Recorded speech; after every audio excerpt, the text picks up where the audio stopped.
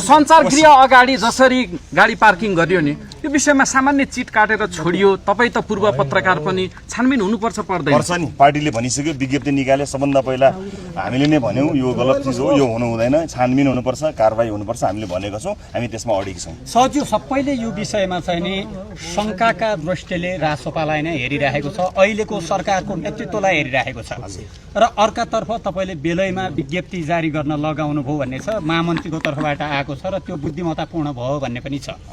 भनेपछि यहाँ अब छानबिन त गर्ने कसले गर्ने? साँझ बख छाडियो, 500 को चिट काटियो, छाडियो। अब मान्छे के भन्दैछन् भने प्रधानमन्त्री निवासको बाटोमा ठ्याक्क गेट अगाडि ढोका छेक्ने गरी हामी राख्छौँ, 500 को चिट काट्ने हो, साँझ लिएर जान्छौँ भन्न थालेको छ। अब यस्तो छ, एउटा कुरा के हुन्छ भने त्यस्तो होइन, पार्टीले एकदमै गम्भीरतापूर्वक जुन विज्ञप्ति प्राप्त भएको छ, पार्टीले भनेको छ, त्यसमा गम्भीरता तपाईँहरूले हेर्नुभयो होला, हामीले जुन ढङ्गले त्यसमा भनेको छौँ। त्यस कारणले यसलाई अब इन्स्ट्यान्टली के गरियो, तत्काललाई के गरियो त्यो कुरा हो, तर यो घटनालाई हेर्ने दृष्टिकोण पार्टीको त स्पष्ट छ।